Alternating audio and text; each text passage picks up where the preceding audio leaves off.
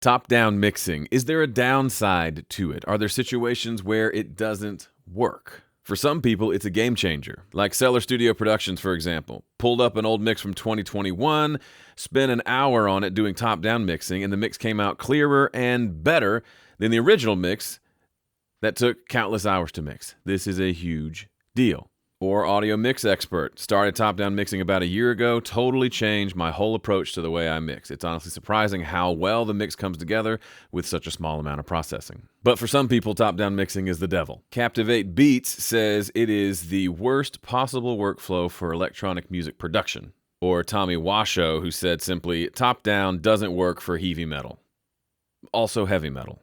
We'll circle back to that later in the video. In case you missed it, in last week's video, I talked about top-down mixing, why I think it's the GOAT. If you haven't watched that or just need a refresher, I'll link to it in the description. Top-down mixing is simply thinking through and processing tracks on a bus level before moving down to the individual track level.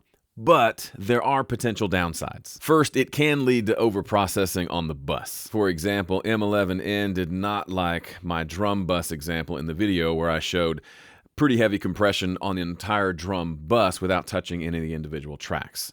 M11N says that it caused an unnatural pumping effect in the high frequencies in the example. Let me play for you what he's talking about.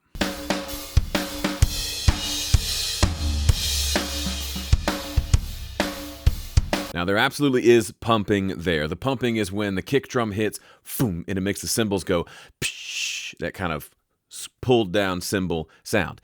Some people don't like pumping, but a lot of people, myself included, do.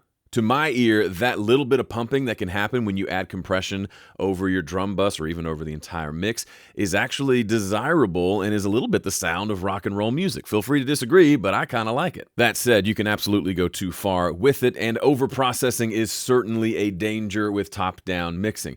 Overprocessing isn't bad in and of itself. Sometimes you overprocess to get the sound that you want, but going too far, of course, can be a bad thing. Second potential problem with top-down mixing is it can lead to relying too heavily on the buses versus the tracks themselves, where you end up trying to apply a bus solution to a track problem. For example, let's say I've got 5 guitar tracks. I've got them routed to my guitar bus.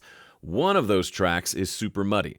Maybe I had a fuzz pedal on, and while it sounds cool, it's got too much mud. It's making things sound muddy. If you're not careful, some people will try to solve that mud problem on the bus level. That doesn't make sense. If it's only the one track that's muddy, it makes sense to go to that track and EQ out that mud. If I do that same EQ on the bus level, it might fix that one muddy track, but what else happens? All the other guitars end up sounding thin because they're going through an EQ that they don't need. So does that mean that top-down mixing is garbage and we should throw it out? Or should we follow Country Mouse City Crime's advice, which is to mix backwards, forwards, or side to side? Doesn't matter, just do it until it sounds good. This is terrible advice. I'll explain why in a minute. Yes, there are certainly potential problems with top-down mixing, but those aren't the real problem. The real problem with top-down mixing is people don't take the time to understand it. It's called top-down mixing, top-down, but people act like it's top-only mixing. They throw the baby out with the bathwater and assume that top-down mixing means you only put plugins on the buses and not on the individual channels.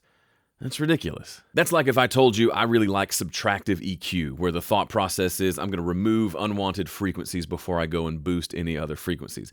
And then your response was, what, you're telling me I can't boost nothing? Top-down mixing is a philosophy. It's an approach to mixing that forces you to listen to the mix from the larger context of the buses. Why? Because most people tend to dive too deeply into the individual tracks. How do I know this? Because I've spent the last 15 years helping thousands of people both here on YouTube and inside my paid programs, and I've seen the effects that top-down mixing has on people's mixes. It's transformative. Can we screw it up? Of course we can. That's human nature. We're really good at screwing things up. But don't throw out the philosophy too quickly. It might be you that's the problem. not top-down mixing. Okay, but what about the idea that you can't use top-down mixing for things like electronic music production or even heavy metal? Well, that's ridiculous, of course. Top-down mixing is just about how you think about how you approach and how you route things in your mix. If I need to work on a heavy metal song and I need to really EQ and compress that kick drum to get that sound that I'm looking for in that song, I'm going to do that on the kick drum level. I might not do much, if any, processing on the bus. I might do it all on the individual track level. That's still top-down mixing. I'm still thinking about it from the top level, doing things there that make sense, and then zooming into the individual level to do things there that make sense. Let's go back to our old friend Country Mouse City Crimes, who said, just mix it until it sounds good. On the surface, this seems like good advice. Yeah, just do what sounds good. But it's terrible advice. Here's what I wrote back. It's terrible advice to someone who's trying to learn how to do this stuff. A beginner, by definition, doesn't know what sounds good. So my mission for the last 15 years has been to help them develop that skill set. That involves teaching processes that help develop critical listening. One of those processes is top-down mixing. It's far more helpful than simply telling someone to do what sounds good. That's like if you came to me for woodworking advice and I said, get a piece of wood and a knife and then don't stop until it looks amazing. That's just not helpful. Here's a good way to think about top-down mixing. It's about zooming in and zooming out. Most people, when they're working on a mix, they zoom into the individual channels and they zoom out to the entire mix. What top-down mixing does is introduces this middle layer called the buses layer, where instead of zooming all the way out to the entire mix or all the way into the snare drum, I can zoom out to the drum mix itself. It's another dimension to the mix, and I can do some things to that drum mix that makes the entire thing better versus having to do things to individual channels. I still zoom in and do things to individual channels when that makes sense, but there are some things that I can do on a more global level that have a bigger impact and take less time. It's not all or nothing. It's not top only. It's top down. Let's focus on the top first, and then let's go down to the individual channels as needed. And one more thing, top-down mixing isn't the be-all, end-all. It's really only a piece of my overall mixing philosophy. It's step 4 of my 5-step mix process. If you skip steps 1 through 3, you're doomed.